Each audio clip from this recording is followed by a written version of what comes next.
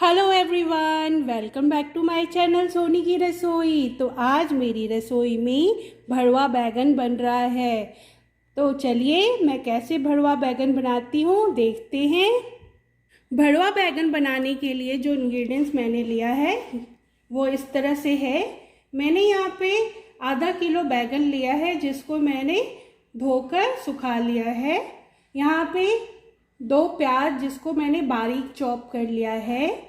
सौंफ लिया है 1 स्पून, धनिया लिया है 1 स्पून, मेथी सीड्स लिया है हाफ स्पून, जीरा लिया है 1 स्पून, गरम मसाला लिया है हाफ स्पून,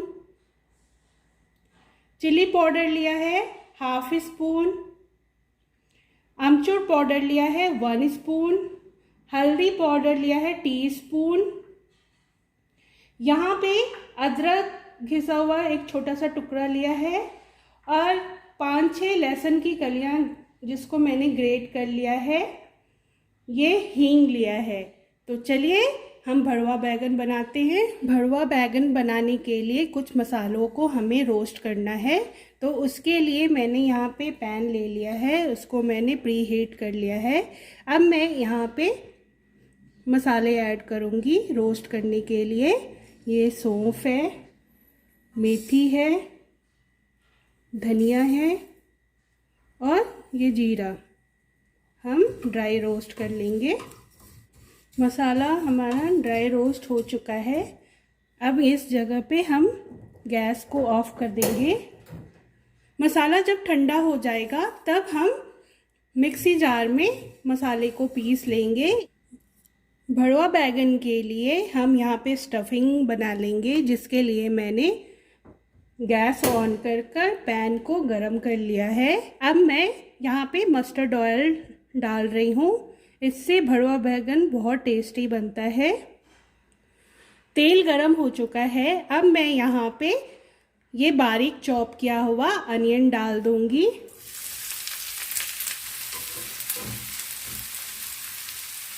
इसे थोड़ा गोल्डन ब्राउन होने देंगे। आप देख सकते हैं प्याज यहाँ पर थोड़ा सा भून चुका है। अब इस स्टेज पे ये ग्रेटेड लहसुन में डाल दूंगी, साथ में ये अदरक भी ग्रेट किया हुआ डाल दूंगी। इसको भी प्याज के साथ भूनेंगे। यहाँ पे अदरक लहसुन भी थोड़ा सा भून चुका है। अब इस स्टेज पे मैं मसाले ऐड करूँगी। यहाँ पे मैं हल्दी पाउडर डालूँगी, चिली पाउडर डालूँगी, गरम मसाला डालूँगी। जो मसाला हमने ड्राई रोस्ट किया था उसको मैंने इस तरह से दरदरा पीस लिया है। अब मैं उसको भी इसमें ऐड कर दूँगी। इसी के साथ मैं ये अमचूर पाउडर भी इसमें डाल दूंगी। थोड़ा हींग भी डाल रही हूँ यहाँ पर। सारे मसालों को हम अच्छे से भून लेंगे।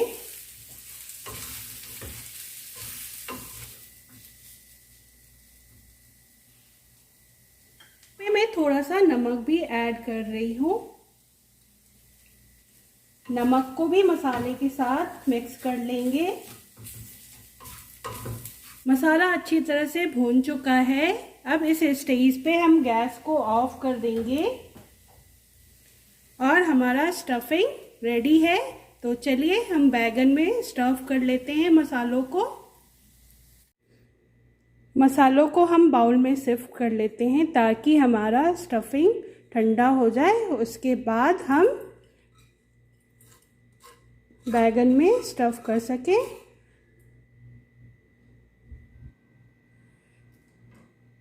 ये देखिए स्टफिंग ठंडा हो चुका है।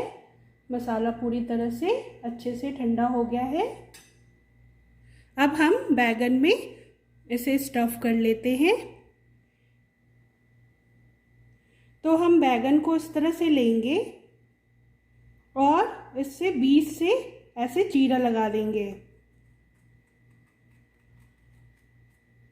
इस तरह से। चीरा लगाने के बाद बैगन में इस तरह से हम बैगन को खोल लेंगे, इस तरह से।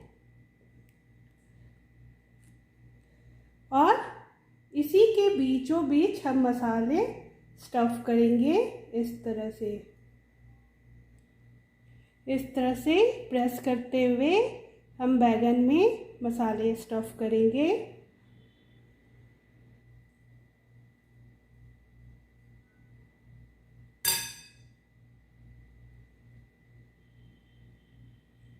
इस तरह से हम बैगन में मसाला स्टफ़ कर लेंगे।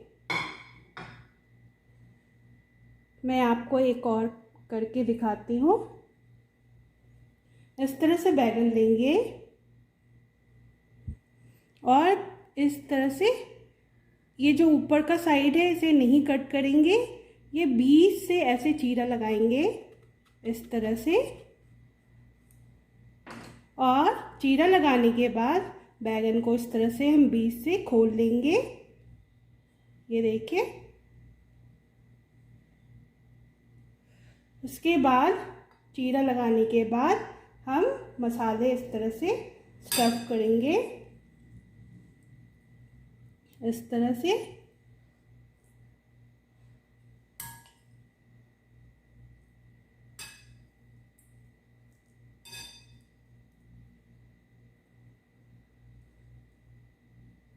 ये देखिए, कुछ इस तरह से हम मसाले स्टफ़ करेंगे बैगन में।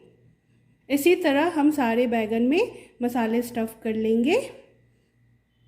तो चलिए हम सारे बैगन में मसाला स्टफ़ कर लेते हैं।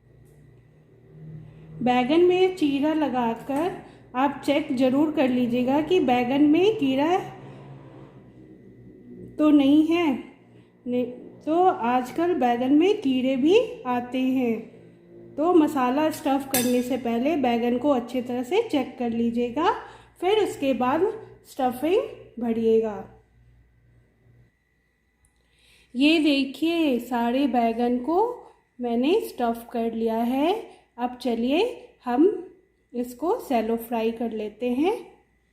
यहाँ पे मैंने कढ़ाई को गरम कर लिया है। अब मैं यहाँ पे थोड़ा सा मस्टर्ड ऑयल डालूँगी। ऑयल यहाँ पे गरम हो चुका है। अब मैं बैगन को मसाले की साइड से नहीं डालेंगे, इसको इस तरह से पीछे की साइड से डालेंगे इस तरह से। बैगन डालने के बाद मैं ढक्कन से इसे ढक दूंगी और 5 मिनट के लिए इसी तरह इसे पकने दूंगी मीडियम फ्लेम पे। बैगन को 5 मिनट हो गया है पकते हुए। अब हम ढक्कन हटा और इसको दूसरी साइड से ऐसे पलट लेंगे।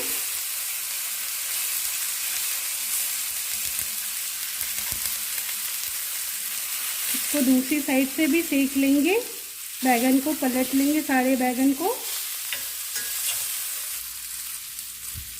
इसे फिर से अब हम ढक देंगे 2 मिनट के लिए। 2 मिनट हो चुका है। अब हम ढक्कन को हटाकर देखते हैं। बैगन बहुत अच्छे से गल चुका है। अब हम इसको और थोड़ी देर उलट पलट कर सेक लेते हैं। इसे अब हम ढकेंगे नहीं, इस तरह ही खुला ही इसे अब पकाएंगे ताकि मसाला अच्छे से बैगन के अंदर सिक जाए और ये क्रिस्पी हो जाए। बैगन यहाँ पे अच्छे से क्रिस्पी हो चुका है और मसाले भी अच्छे से भून चुके हैं बैगन के साथ।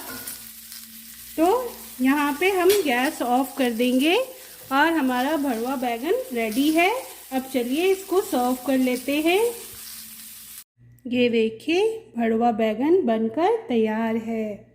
आप इसे पराठा, पूरी या किसी के साथ भी खा सकते हैं। अगर आपको मेरी रेसिपी पसंद आती है तो मेरे चैनल को लाइक करिए और ज़्यादा से ज़्यादा शेयर करिए और सब्सक्राइब करिए और प्यारे प्यारे कमेंट देना ना भूलिए। मिलते हैं नेक्स्ट रेसिपी के साथ। Thank you, bye.